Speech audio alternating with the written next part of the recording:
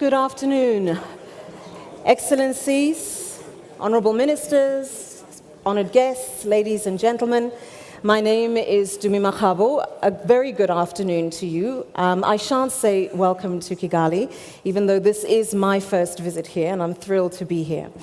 We are about to get our session underway, discussing the issue of leadership and looking at how we want our continent to look in the next few decades and how it is that we intend to get there.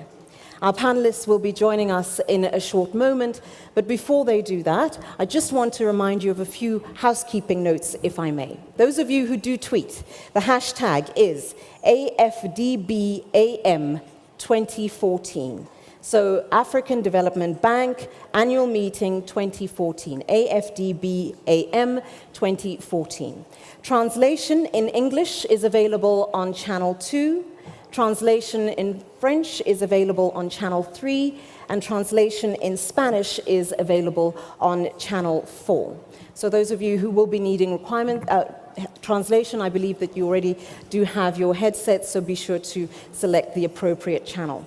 This session will be, as you can see the cameras, will be broadcast. There will be a live stream of this session, and the feed also will be available for media to cover. So just so you know that this is indeed going out into the wide world. Now, I understand that our panelists will be making their way down shortly, and how I'm going to conduct this session, because we are running just a few minutes behind schedule, is to have an initial discussion with the panelists up here on the stage. I will then come down and join you on the floor so we can really get an interactive session going on. We will be taking questions from the floor. I do ask, though, when it is your turn to speak, please, and please again, keep your remarks as brief as possible. We want to try to get as many voices into this session as we possibly can, and we can't do that if we each have a bit of a monologue. So I'm going to ask you in advance that you do so. And if I may say, I will politely ask you to stop if you are going on a little bit too long, and I don't want to be in that position. So please, I'm asking in advance, if you can please make sure that you keep your remarks brief. One other question, if I can just ask that you make sure that the attachment that is attached to your hand, otherwise known as a mobile phone, please make sure that it is on silent. I know that many of you aren't too keen on turning it off, so I'm not going to ask you to do so, even if you don't tweet. Just make sure that it is on silent so that we don't have any interruptions during this session. In addition to that, we just have a little bit of a change in terms of how we're going to run this session. We're going to be calling shortly on the President of the African Development Bank, who will be officially welcoming our panelists here this afternoon. And then once he has done so, we will actually be able to get the session underway. So I think that kind of clarifies how everything is going to work. I have already been approached by some people saying, I already know that I want to ask a question. Well, thanks for approaching me, but we will take the questions as and when they come a little later on. So, ladies and gentlemen, joining us now are our panelists. I think if you can please give them a warm welcome as they join us on the stage.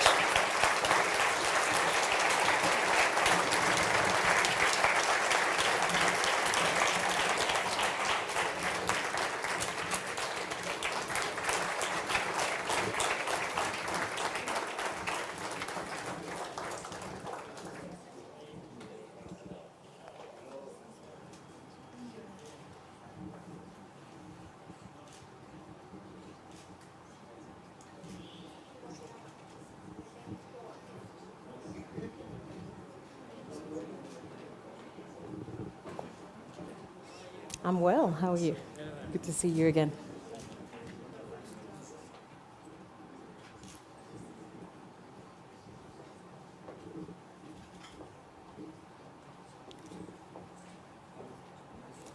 Mama?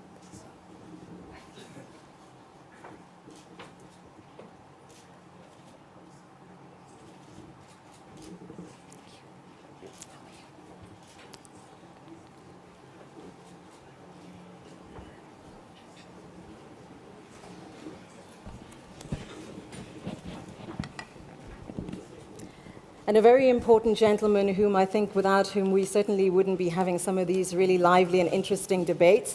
So if I can please ask you to give a very warm round of applause to the President of the African Development Bank, Mr. Donald Kaberuka.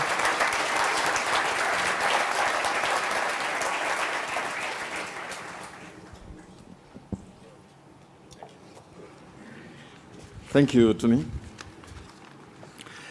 Some of you may have noticed that I was on the panel, but when I saw the list of panelists, I concluded that my contributions would be very limited. So I switched with Mo Ibrahim. So my task is an easy one, to say thank you to all of you for attending the meeting of the African Development Bank in Kigali. This is an important year for us. It's our Golden Jubilee, and we're proud that so many of you could find time to join us. So thank you, panelists. Thank you, the moderator. Thank all of you. The theme of this annual meeting is the Africa we want, or rather we want for our children, which means a process of transformation, which requires leaders. But a mistake is always made, though.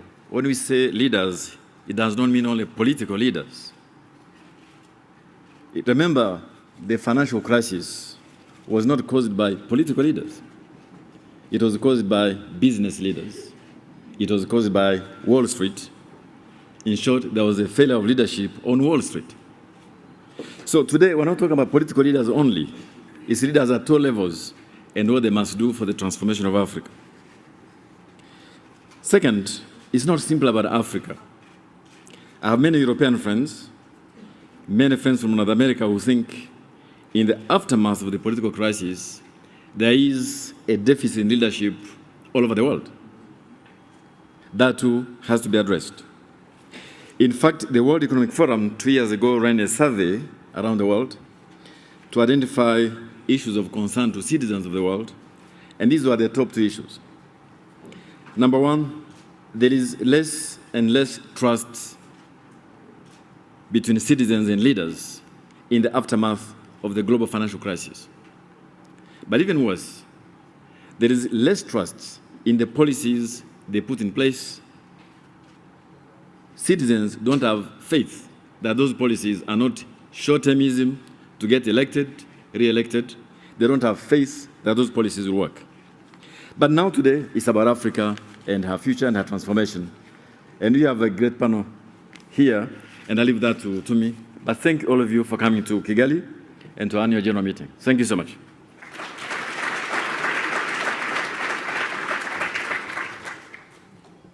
President Kaberuka, thank you very much for that very warm welcome.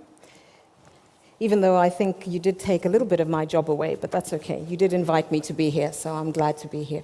Of course, we have a number of distinguished guests, and as I indicated, this is really supposed to be a discussion and an engagement. So I hope that it'll be okay with my panelists if I step down, because this entire conversation is going to be with me down there, so we can ensure that we have a lively debate. So if you'll give me 1 second. Okay, it's a little bit more than 1 second, but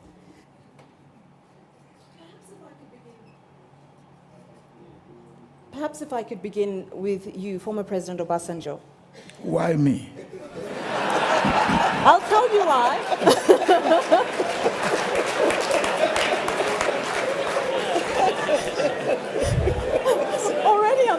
I'm already at a loss. What am I going to do? Okay, let me tell you specifically why you. There are many instances. Now, the reason why I ask is that President Thabo Mbeki is directly behind you, and and there's no love lost between me and him. Okay, I'm going to get to former President Mbeki as well. So this is maybe the warm-up, if I can say. But all right, if we can get on to the topic at hand. The reality of the matter is that we on this continent have the highest concentration of young people of anywhere else in the world. And in reality, a lot of these young people want to get educated. Of course, they want to be fed, etc. But they want to also be able to have a future in which they can work so that they can also provide for their own families moving forward. But as things currently stand, it's not looking promising for many of those young people because the reality is that the jobs aren't there. If then we are going to talk about looking at leadership moving forward, in this environment, where would we begin? You have had a look at this continent from almost every angle, and thus the question to you first. Thank you very much, Madam Moderator. Our theme and subject is leadership for the Africa we want. I think the beginning for me is, what Africa do we want? We have to, that must be the starting point. And if we can agree, and I don't think it should be difficult for us to agree on the Africa we want.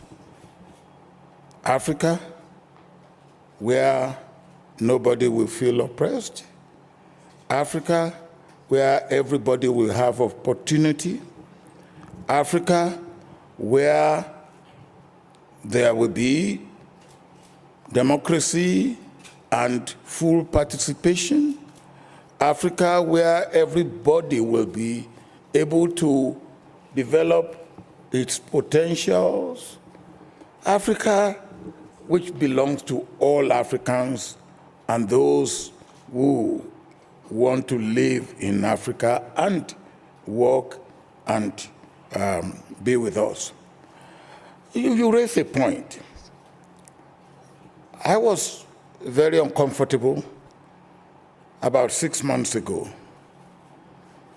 A Nigerian young girl, well, if you can call her a young girl, 27-year-old, wrote me a letter and said, I am worried and I am constrained to write you this letter because I'm in a situation where we have a past that I do not understand. We have a present that is confusing. And we have a future that I don't have confidence in. Now, and I think that more or less captures the feeling of the youth.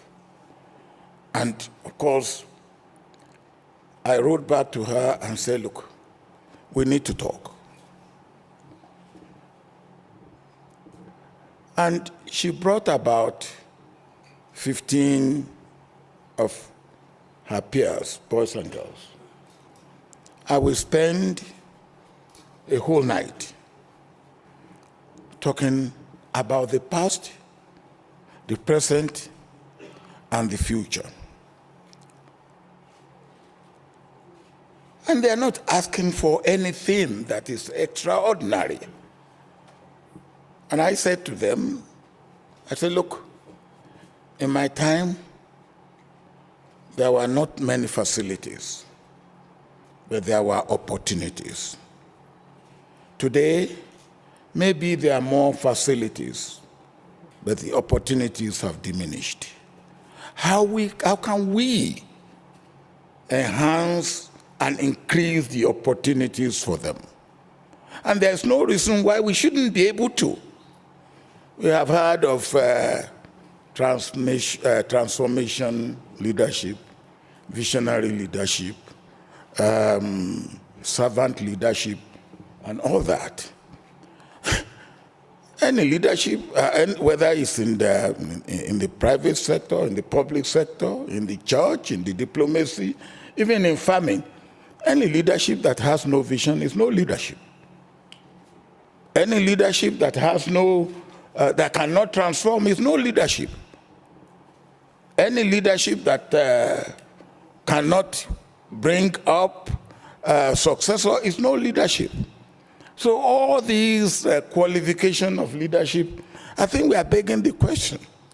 A leader must be a leader. And the job of a leader is to lead.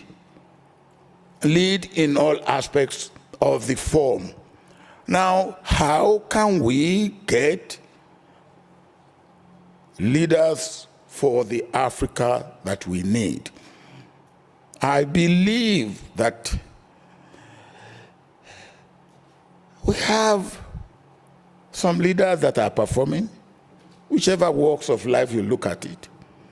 But my position is that we don't have a critical mass of those leaders that are performing.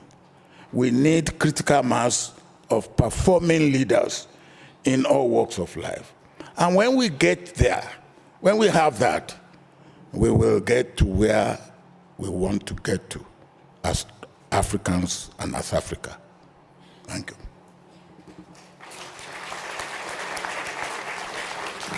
Well, Ibrahim, if I can come to you. Yes, you. I had the good fortune and privilege of listening to you at the annual Nelson Mandela lecture when you spoke. And you certainly didn't, shall we say, mince your words. You were very, very honest and very, very frank. Former President Obasanjo says, how? And you recognize clearly that there is a lack, and I don't think there's anybody in the room who's going to argue differently. How? How do we go about doing that? Because in reality, we need to, and he's right, we need to look at where we want to go and tailor ourselves accordingly. How do we do that? There is one. Well, I'm the only common person on You this have one panel. right there. Oh, I have Yep. this one. You have a special one. I thought civil society doesn't get a microphone. You almost were Okay, starting. thank you. Almost. Thank you. Please allow me to be frank and with respect to many wonderful people around this room here. I'm going to speak in general terms, so nobody please take personal offense. I wish to start really from where President Obasanjo ended. Let us start by looking at the age issue. You politely brought it and said, I like to see a critical mass. You see, I've been president for a long time. That's why I'm always careful with your words. Now, this continent is continent of young people. Half of our people here are below 20 years old. Yes?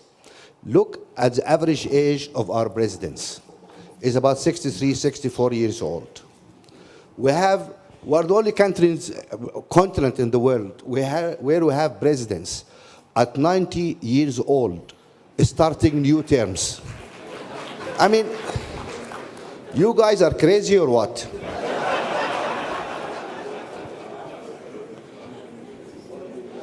We've seen people in wheelchairs, unable to raise hands to standing for elections. This is a joke. Yes, you are right to laugh because the whole world is laughing at us. I always say, I mean, you look around you. You look, United States, an economy of $16 trillion. We, all of Africa, are less than $1 trillion.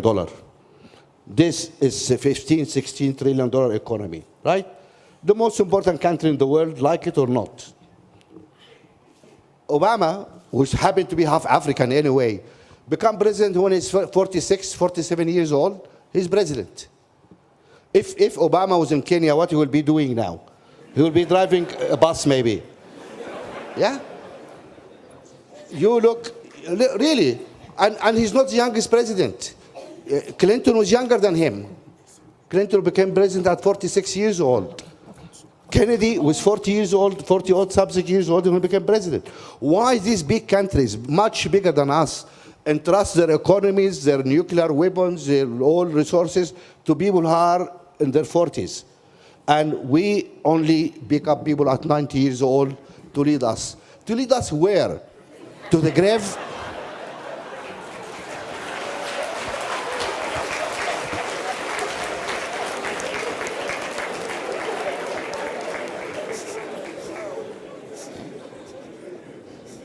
You agree? You don't agree? I'm I know he's your friend, but just now, I need I'm to sorry. re-establish order now. I need to re-establish order. Okay. So yeah. I'm not allowed to laugh, so I'm trying really hard to refocus. You this didn't discussion. interrupt him because he's a president. You interrupted me. I'm trying to refocus you. I need you to refocus. You are getting jealous. You are getting jealous. Yeah, of course I'm jealous. You are president and handsome too, you know? Nice jalabiya. So what is the how? So we can identify what the problems are, and I don't think anybody's, we're all laughing, but in reality, it is a challenge that we have on this continent. Yeah. So how? How do we remedy that? How do we fix that? Yeah, I think really we need our youth to have the space. We really need to look at our political organizations, our institutions, etc.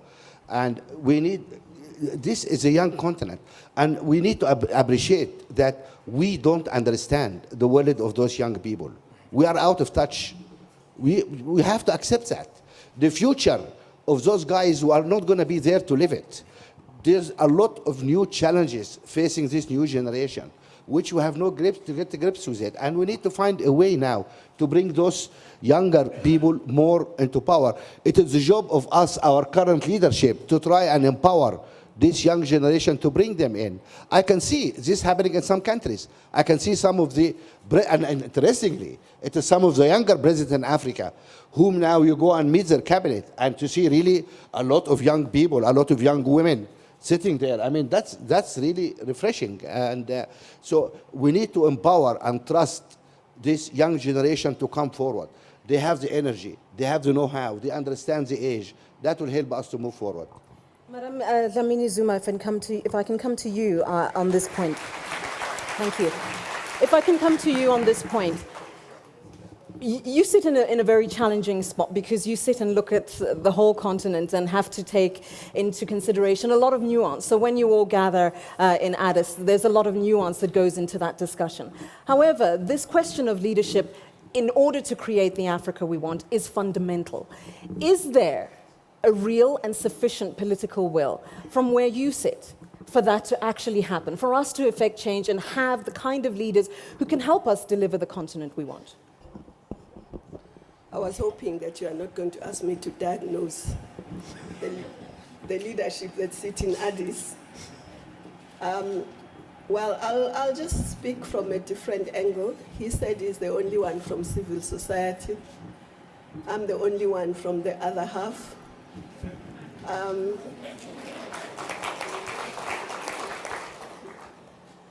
Let me put it this way. I think we need a leadership that thinks African, that thinks about Africa as a whole, not about their little countries. Because together we are a big continent, but individually we are very small. So I think we need that kind of leadership. And I think we need a leadership that believes that the Africans, the young people he's talking about, can be the best. And therefore, a leadership that is going to invest heavily on the young people. Invest in them. If we want to get to prosperity, because that's one of the things, a modern, prosperous Africa that we want. We're not going to get there unless we have the young people, the women, to really drive that development. So you need leadership that can sit and say, this year we are going to produce 100,000 engineers. China today produces more than 700 engineers a year. 700,000 a year. We produce how many? We're almost the same population, just over 20,000 a year. The EU is around more than 200,000. So you can see that we need. I'm a great believer that if we skill our young people properly, they'll figure out what to do.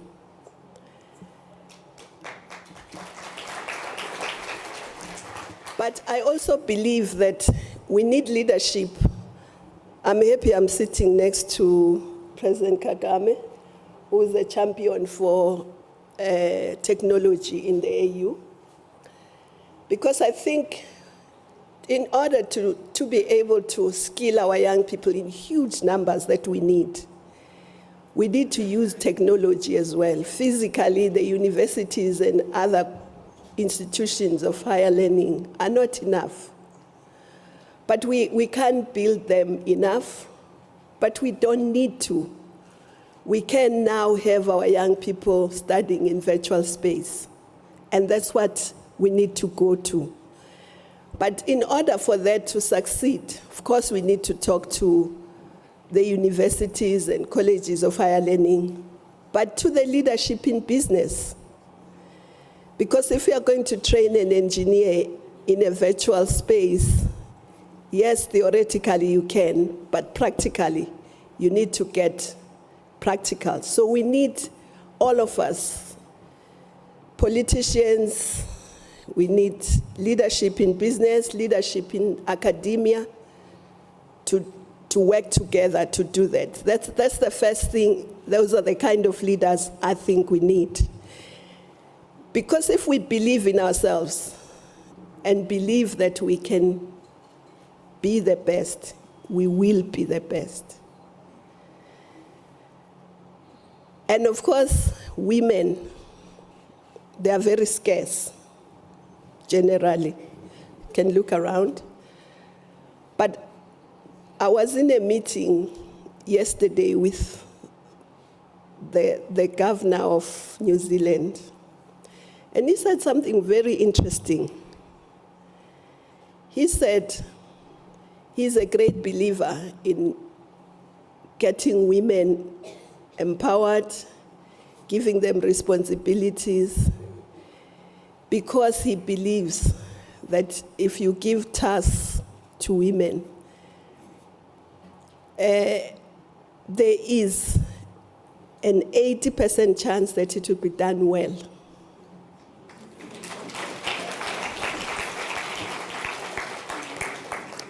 But I also think we need leadership that can inspire. I don't know about age. Maybe me and you shouldn't be sitting here because I don't think we're 40 anymore.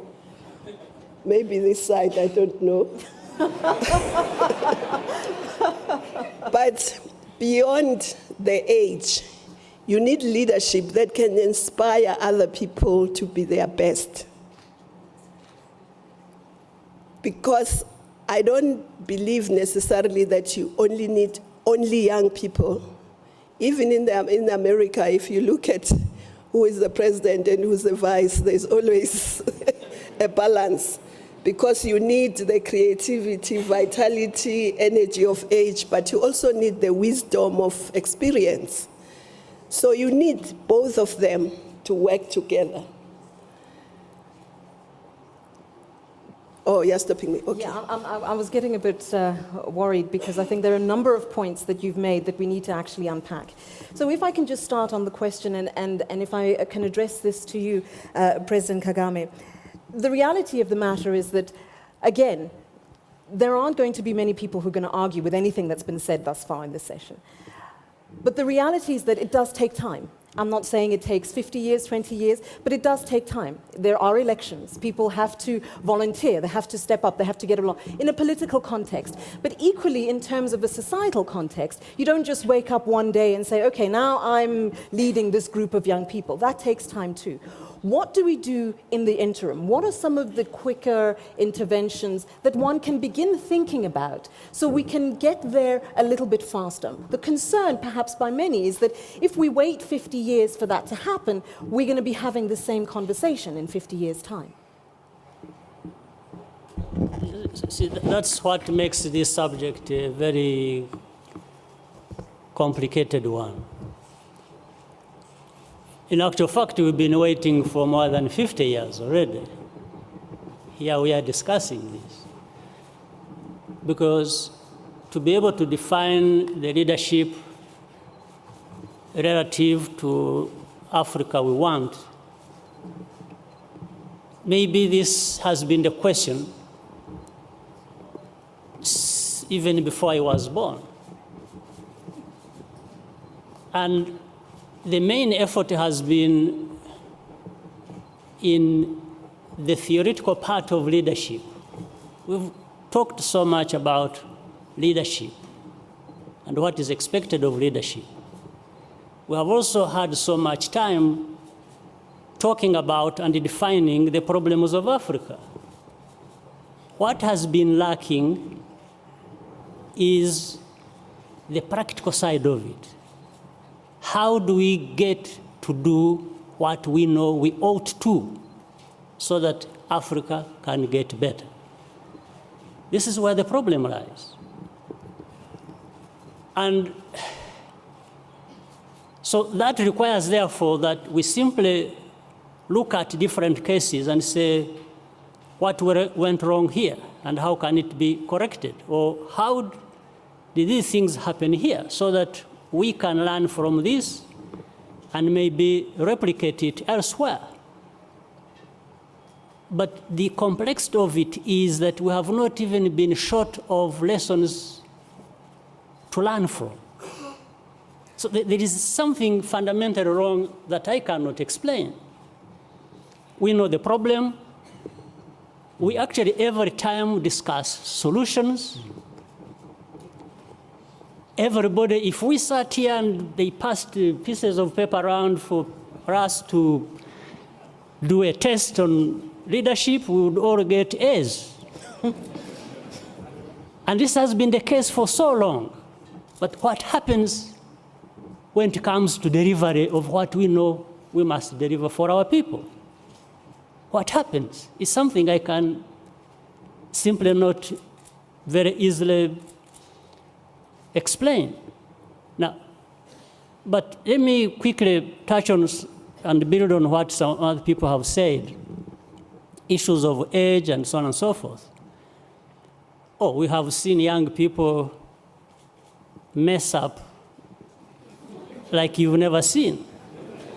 So it's not an issue of age, much as I would agree with what Mo said to an extent, but not entirely. Because even leaders, whether young or whatever age, you see, all of us grow through a system, something. You see, developing leaders or leaders to develop requires some kind of upbringing. You know, the environment, the things that affect these leaders or affect the people and so on. That's how leaders may emerge. But I'm talking about this just to give you a quick example. In our situation here, you see, Rwanda is a case for a very bad example of failure. It's also a case for some progress, if you will. But if you look at what happened here 20 years ago, the genocide had almost the entire population, but the majority of them being young people. They were led into doing what they did that cost us 1 million lives, young people. But of course, what went wrong was politics and the leaders, irrespective of age. We had leaders here who taught our people that they belong to this one ethnic group. It's the majority. It must be the one with power. And all the others should be excluded, not only excluded, but killed. And you know what happened? For example, just take an example of an ordinary person who has nothing at home, not even a chicken to look after, not a goat, nothing, but he's taught to believe, we say, you are a Hutu, Hutu power. And the guy claps and says, yes, Hutu power. But what do you have in it? Now, what this means, the leaders who were teaching them that, they thrive on that, they play on that, because they have everything in their own hands, even at their expense. When there is a competition for resources or power or things like that, he calls upon the other one, who has really nothing apart from indoctrination, and tells him, your neighbor who is different from you is a danger to you. And then mobilizes him and says, you know, because he's a danger to you, you go and kill him and take over whatever he has. Now, driven by this poverty, this person has been pushed into, follows instructions even before they are fully issued. Now, this is the leadership Africa, this is the leadership Rwanda has had for such a long time. Now, imagine this ordinary person, very poor, with jiggers in his feet. He's made to be drunk with something called Hutu power. And he thinks it means anything. No, it is jigger power, not Hutu power. He has nothing. But he's made, so the leaders we have had in the past are this kind of leaders. So we have to reverse that. We have to make sure that leaders are there for a purpose. And the purpose is to lead, is to work towards development, transformation, betterment of their people's lives. There's no question about it. So the practical side of it, the delivery, leaders must deliver on what they are expected. But the truth of the matter is that leaders come from society. Leaders come from society, right? So they come from everywhere. We can look in this room, look at all of you who are sitting up here, and even if we go into the floor, all our backgrounds are varied. So is the question or the issue around the leaders, or is the issue around the societies that we're creating that actually bear fruit to those leaders? If I could put that question to you, how do we begin sort of making sense of that dynamic? Because otherwise, again, we'll be talking in half a decade, half a century, a century. Thank you very much. My name is William Ruto, just for the record. And I shall apologize.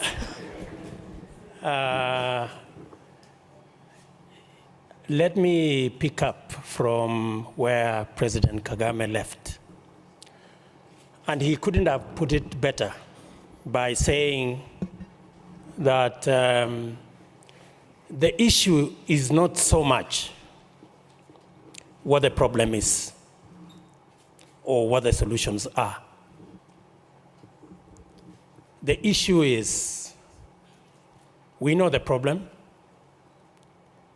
and we have a good account of what the solution could possibly be. Standing between the problem and the solution is a critical entity called leaders. People who need to bridge, to create a bridge between the problem and where we want to go. The present and the Africa that we want. Leaders. I will squarely say that those of us who have been given or have been entrusted with the responsibility to lead must match what we say with what we do. That is what will make the difference. Let me give you a very practical example. The last elections in Kenya, the president and myself went on a slogan, kusema na kutenda, meaning to walk the talk, or to match what we say with what we do. That is what Kenyans bought into. And therefore, for us as a continent, and I have listened carefully to very eminent persons who've spoken here, we have what it takes. We know where we want to go. We know how to get there. Standing between us and where we want to go is decisive, bold, pragmatic decisions that will take leaders to make. Even to move society, assuming that society is part of our challenge, it will take leaders to inspire society, to make sure society sees what the future holds for all of us. And therefore, I am a very proud African, and I am confident. And looking around, and I have been, in the last 1 year or so, I have been to various meetings around this continent. I see a lot of prepared African leaders, people who are prepared to make the critical decisions that will take us to the Africa we want. Let me give you an example. In the last 1 year, as East Africans, we have made decisions that has taken 50 years for them to be made. In the last 1 year, we have made a decision, for example, that we must bring down the barriers. And instead of having borders that act as roadblocks, we should get borders that act as bridges. That is why I didn't need a passport to come from Kenya to Rwanda. I just needed my identification card. I mean, it would have been very difficult to make that decision in the face of all the challenges we have about security and all the rest of it. But on the balance of issues, the good that comes with eliminating the barriers that exist currently as borders far supersedes the negatives that would accompany that decision. That is why the leaders of East Africa made that decision. Let me give you another example. In the last 1 year,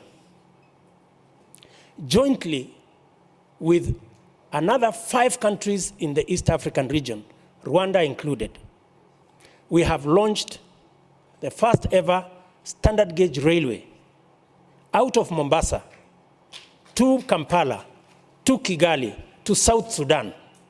It was done last week. It has taken us 100 years. The railway we are using was built not last century. It was built the century before. Right? And yet, it is absolutely clear to all of us that by having a standard gauge railway, we can reduce the cost of transport by anything up to 70% and make the products that we produce much more competitive, open up markets for our products, and make sure that we create more integration, create more jobs, and create a prosperous region. That is the kind of decisions that need to be made so that we can take this country, this continent and this region to the next level, and I am confident, very confident, as a young leader in this continent, that we are going to make those decisions.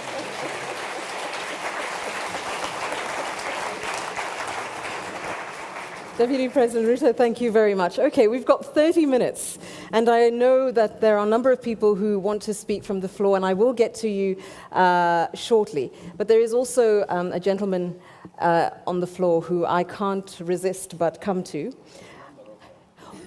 Yes, and I'm going to start with you, former President Mbeki.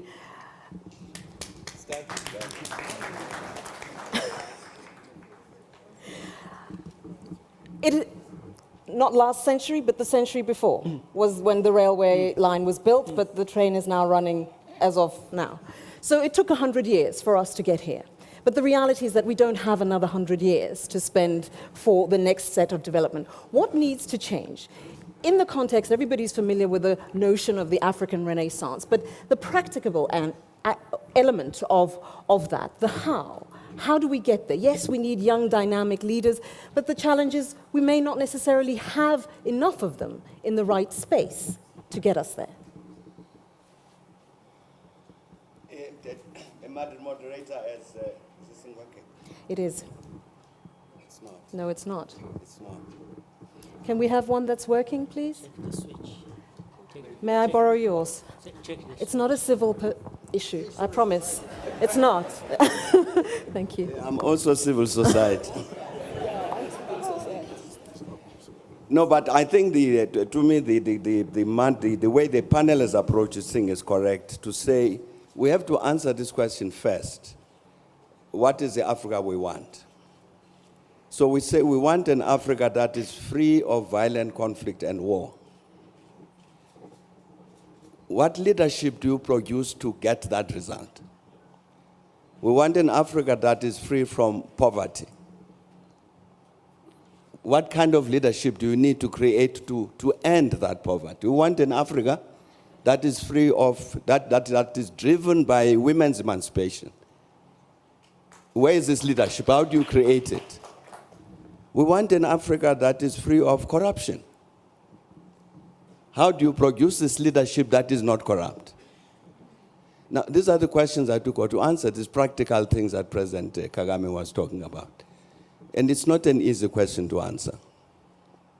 But I think critically, and we were discussing this thing yesterday, critically, we need a critical self-assessment of ourselves as Africans. To say, as President Kagame was saying, we've been discussing this thing about the quality of leadership, challenges we face for a very long time. But when have we sat down to say, now let us assess, no, you Thabo Mbeki, were president of South Africa for so long. Let's assess your performance. Did you provide this kind of leadership that is suitable for this Africa that we want? Where did you go wrong? We got the African peer review mechanism, which President Obasanjo can speak about. That's part of what it was supposed to do, so that we sit as peers to say, no, but the President, you are misbehaving. You are stealing public resources. You've accessed power in order to put money in your pocket. This is not the leadership we want. But we're not doing that sufficiently because we're afraid. We're afraid to speak frankly to one another about the wrong things that we're doing. And I think if we don't do that, we will meet a century hence to discuss the same question. I think that critical self-assessment of the continent is necessary. And I mean a real, critical, truthful self-assessment that's critical. And I think that would be an important step forward in terms of producing this kind of leadership which Africa wants. I'm handing this to President Kab. I suspected you might do that, yes.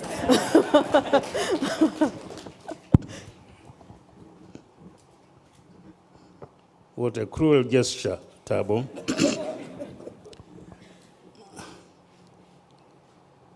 We want an Africa, as you said, where there is equality of gender, equality of opportunity, promise of a good, healthy life, promise of an educated society, promise of a leadership that thinks more about service than being served. We want all of that, borders to be removed and so on. Why don't we have it? My answer is very clear. Because you have a selfish leadership. Extremely selfish. We often think of the problem of leadership as being the problem of the leaders alone. Fine. They must be defined, have integrity, have all those we want. But to succeed, they must be able to implant those attributes in the population. Their political parties must be organized in such a way that they reflect those values and embody those aspirations in their political interaction. If they don't, you have trouble. We are multi-ethnic societies. What basic values have we embodied in these societies? Equality? Or is it diversity? How do you convert diversity into strength rather than diversity as a cause for war and internecine fighting? Can it be done? It can be done. It's been done in centuries before, in Europe and elsewhere. Why can't it be done in Africa? But we don't have the will because we are selfish. We are concerned of the here and now in the seat I am in. That's wrong. We have, it's ironical that you have a continent with the best natural resources of any others as of today, but they are being exploited for the sustenance of those who enslaved us and continue exploiting us rather than being exploited for our own emancipation. Why? Because you have a leadership that does not recognize the degree of present-day enslavement, economic enslavement, and the necessity for emancipation. It's ironical. We talk about development, but we don't stop in time to define what development in our kind of situation is. One of the greatest reasons of admiration for this country, for instance, is the fact that you have here a universal system of health and education delivery. Now that is development. Rwanda is more developed than any of these Western countries in this regard, where you have assured health and education delivery. So we really must rethink where we are, why we are what we can be, and how we can. I agree, women, youth, and all those things. But internally, the fault is in us, dear Brutus, not in our stars. Thank you.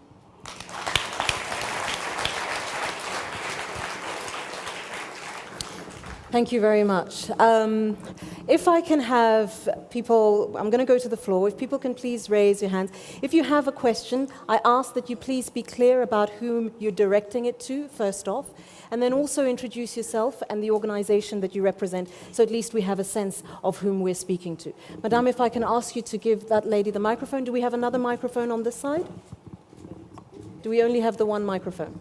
Okay. So, good afternoon. Nairi Woods, Dean of the Blavatnik School of Government at the University of Oxford. We have at least 4 presidents on the panel.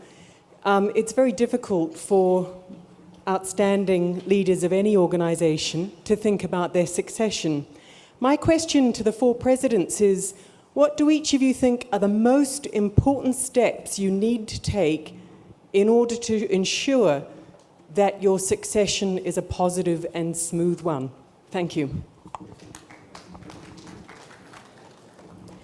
Can I take a bit of an executive decision on this and direct it to President Kagame and to Deputy President Ruto so we can get as many interactions as possible? I know I'm editing your request, but I'm sure you'll indulge me. If I can go with you first, President Kagame. I think to give more value to the question and the meaning of it, it is important to think about what you leave behind for the successor to take over than even to just be succeeded. What I'm saying is, you see, the issue of succession, very important it is, but people have reduced it to an end in itself, to the point that even if you were in power and did nothing, as long as you are succeeded, that is very good. So I think we should combine the two. So for me, I'm thinking beyond being succeeded. I'm actually thinking about what do you leave behind when a successor comes.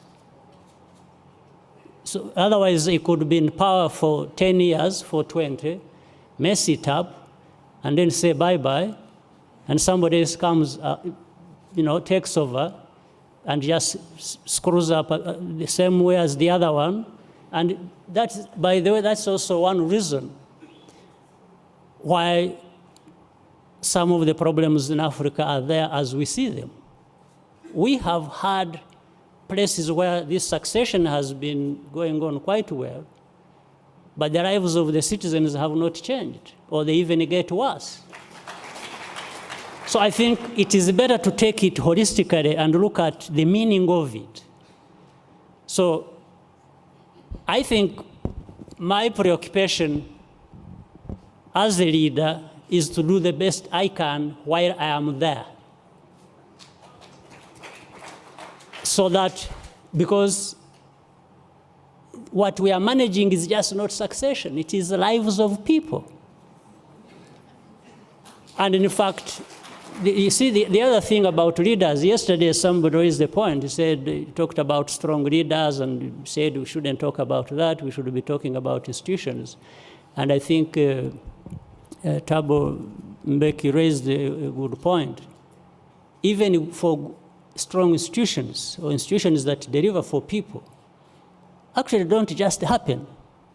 They are put in place by people, by leaders. So leaders we want, and therefore who should be succeeded and things go on, as one aspect of what many things that should happen, should be leaders that allow the building of institutions that will outlive them.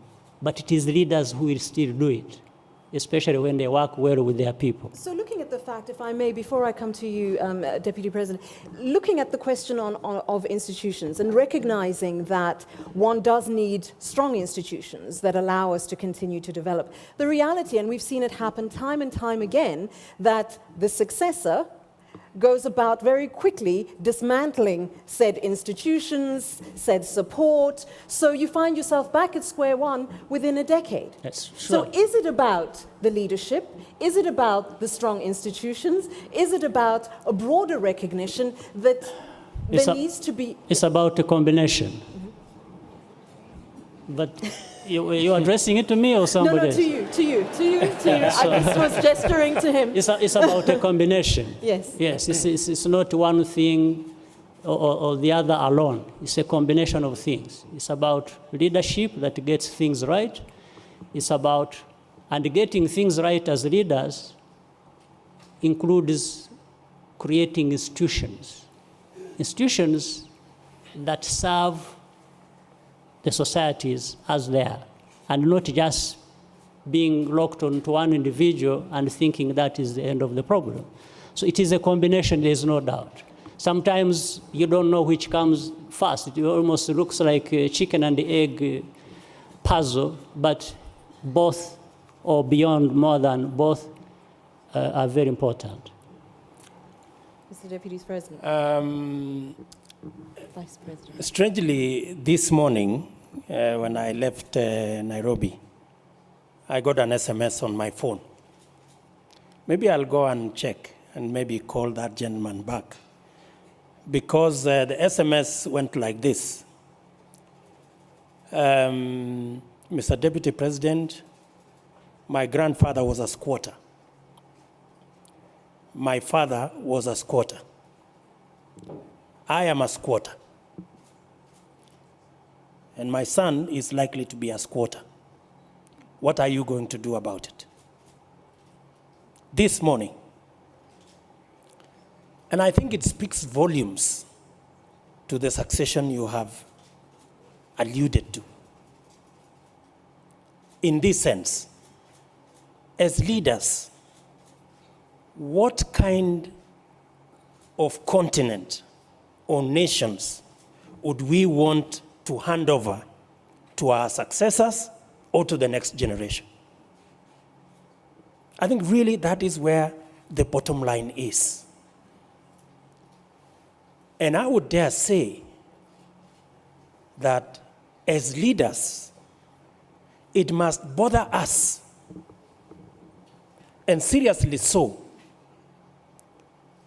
that the continent we have inherited, the leadership that maybe has been, you've won, either in an election or whatever other means. How will you, I think the biggest concern is how much difference will you make so that when your time comes up, you have something to hand over to the successor or to the next generation. And let me say this. Looking at the situation that I was confronted with this morning, it took me to where we are as a continent and the magic that a full stomach carries. The threat of hunger in our continent is to a great extent the base of crime. And grinding poverty to a great extent informs the instability and the insecurity that we have. And again, it requires decision makers, people who can make decisions. Because for a very long time, I have been Minister for Agriculture at some point. And you go to some meetings and the discussion is about, smallholder agriculture, peasant farming, this is very good. And the people speaking there are professionals. And you really ask yourself, surely is Africa going to get out of hunger because of peasant, smallholder farming? I highly doubt. That is why in Kenya, we have rolled out a 1 million acre commercial farming under irrigation to double our food production in the next 10 years because it is doable and it is practical. And we want to hand over to the next generation of leaders a program that they can pick up and make a bigger difference if they will. And that is what I will be proud of the day it comes when I have to, when we will be handing over to the next generation. You shared that SMS with us. What was your response? I was on my way to the airport. That's why I said pending. It came into my mind. It is pending. It is in my inbox. I will, because of this discussion. I hope you'll be willing to share with us. No, I just wanted to add on this question of succession. And I can speak because I'm not a president. I'm talking from a citizen point of view. I think the presidents are correct. You need to know what you are leaving. You need to build institutions. But you also need to build the next layer of leadership. Because if you build and leave something, but you have not built the layer of leadership that will be able to carry on, that's when you'll get people undoing the good work that has been done. So I think that element must always be there of building the next layer of leadership. Thank you. After him, one Okay, point, yes. all right. I've been given it's a an note important that's thing. telling me that I've got 5 minutes left. So No, Absolutely, absolutely. So I'm just telling you that I have 5 minutes left. Okay. So if I can come to you, Mr. President, forgive me. yeah, sure. No, I just want to make a remark about the issue of succession. I recall a conversation I had with quiet conversation one-to-one with a president, African president, who has been there for very, very long time. President Kagame, you were at a school when he was president. And I asked him, I said, why you have to stand again? And his answer was very interesting. He said, I really cannot find a good successor. And I said, look, I found it strange in my company when I was, he said, every time I go to board meeting, the board asks me, what's my succession plan? You know, if your chief executive go under a bus or CFO goes under, what's the succession plan? So in any decent company, there must be a succession plan. This is a company. Sure. How about a country? There must be some succession plans also for the future of the country. And of course, every president will stand or fall by their achievement. And one thing I just hope not be taken out of context. When I was putting the case for young people, I don't say, let's get a stupid young guy and put him in. And throw all the wise old people in the sea. No,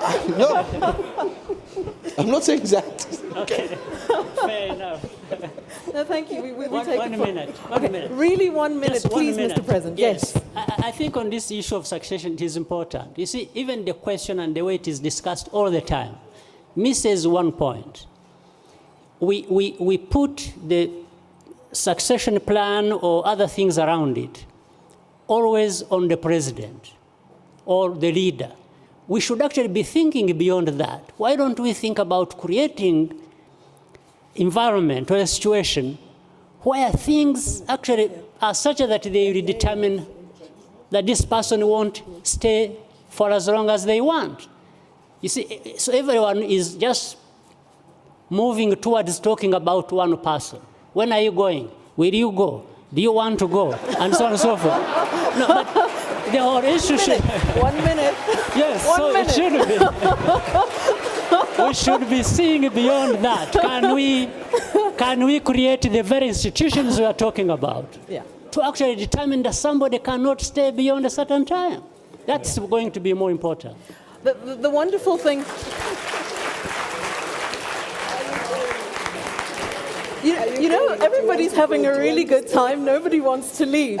But thank you very much, President Kaberuka. He's given us 10 extra minutes, which we have to use very, very wisely. So I know this gentleman had his hand up. Madame in the pink jacket, and you, Madame, as well, also had your hands up. If I can take really, really briefly, please. Yes. My view is that Africa lacks... by the way, my name is Fisahatian Mengistu. I'm a professor at the International Leadership Institute in Amsterdam. In Addis Ababa, but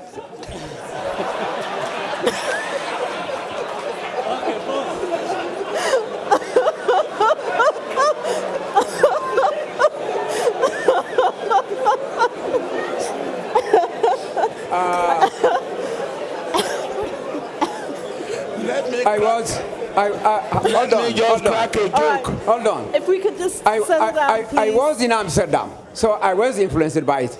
Okay. When I have been an advisor to the Minister of Finance during the Emperor Hailu Selassie, and I have seen 3 governments. I am a Pan-Africanist at heart. And when I look at Africa, I honestly feel Africa lacks the type of selfless, dedicated, committed, selfless leaders who are willing to leave a legacy for their own people. But let me ask one question, and that's very much related to the heart of Madame Zuma. We want a strong, united Africa. But where is the money? Many of the governments of developing countries, of African countries, are basically not paying their fees.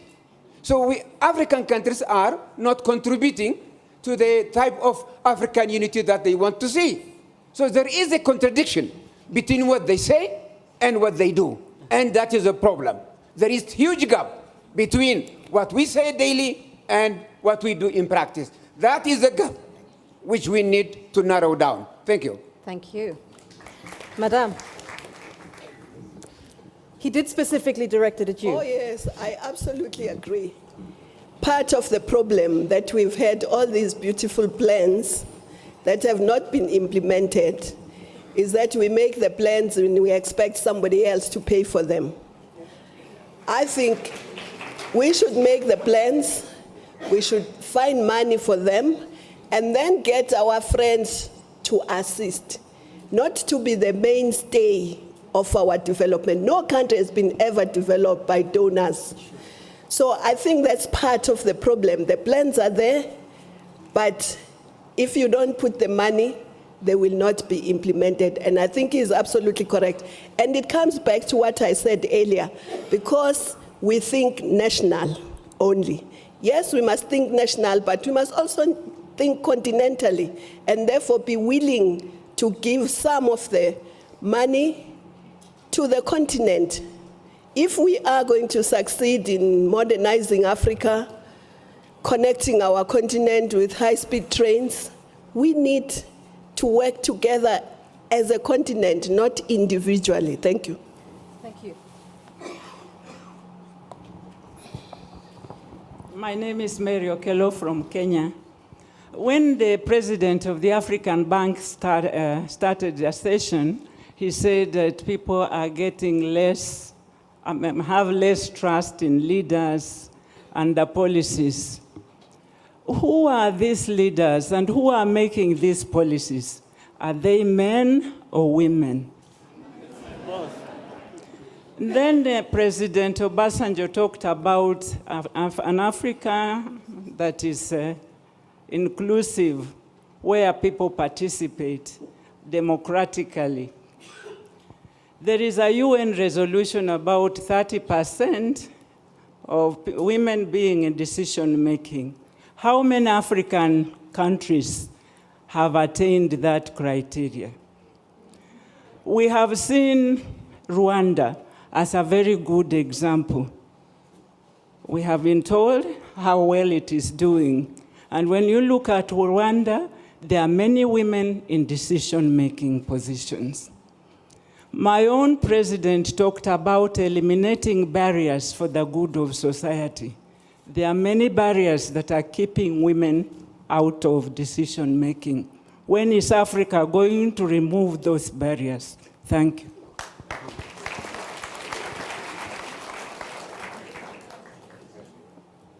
Thank you very much. My name is Mujanku Gumbi. Just a quick question.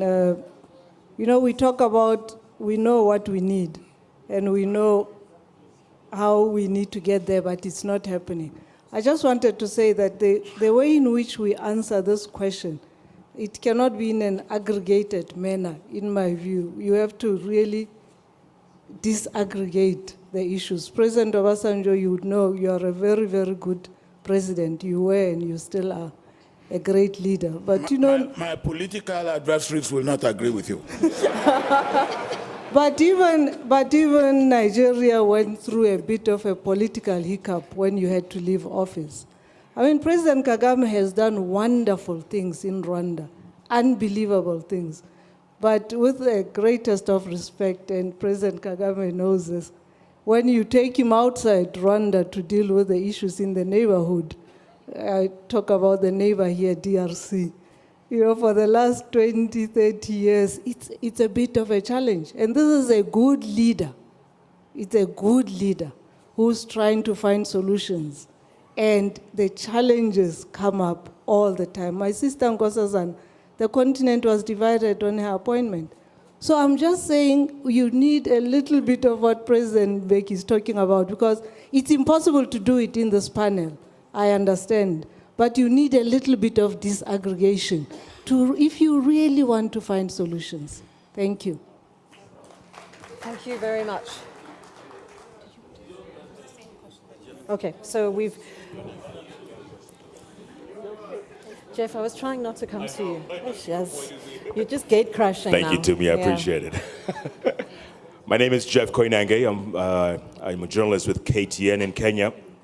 I actually have a message for President Mbeki, President Obasanjo, and President Kagame, because yesterday, many of you were at the session on conflict resolution. Fantastic session, good contributions, and I called my little 6-year-old son at home last night, and I told him who I was hanging out with. And of course, he knows President Mbeki. He can recite, I am an African back to front. He knows President Obasanjo, President Kagame. And he said, Papa, tell them not to let us down. The kid is 6 years old. I said, what do you mean? I said, look. He told me, look, Al-Shabaab is hitting us in Kenya. I've heard of Boko Haram in a place called Nigeria. He's heard of South Sudan. He's heard of CAR. He says, tell them not to let us down. Message from a 6-year-old. In 10 years' time, he'll be 16. 12 years' time, he'll be voting. That's the next generation that's not too far away. What do I tell this kid when I go back home, President Mbeki, President Obasanjo, President Kagame? What do I tell this kid? And also, Deputy President Ruto, here's one for you. You're being very modest here. There are very many people outside Kenya that you are fighting to get into office. Many did not want you and the president to be in office. It was the leadership they wanted, not the leadership the people wanted. I think you're being very modest. And maybe that's the same with South Sudan and CAR and other places. The leadership we want. I think you should talk a little bit about that. To me, thank you very much. Thank you, Jeff.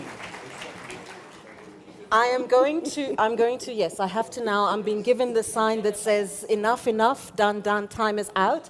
Time is out, but I do need to perhaps come back to you. If I can give the last word to our host here in Rwanda on Jeff's question. What do we say? What do we tell them?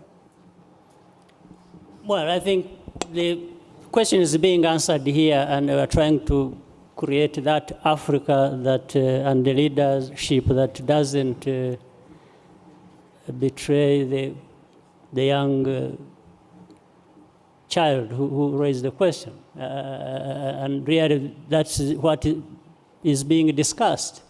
How do we have nation states, individual countries, first of all, getting it right, and maybe it relates to the disaggregation that was being talked about, and it is just three layers there in my view. One is the nation, country level, regional level, and then the continental level. I think there should be that soul searching and looking for practical ways to address most of these problems that underlie lack of security and stability on our continent. President Kagame, thank you very much. To the rest of our panelists, thank you very much. From the floor, thank you. Former President Mbeki, former President Mkapa. To all the other participants, I know there are many issues that we didn't get to touch in this session, but I think some of the ones that we did have hopefully given you some food for thought, and certainly, hopefully, I think, have gone down to question and encourage some better discourse. Thank you very much for your attention. And again, thank you very much for being such great panelists. Thank you. Thank you very much. Sorry we couldn't get to more.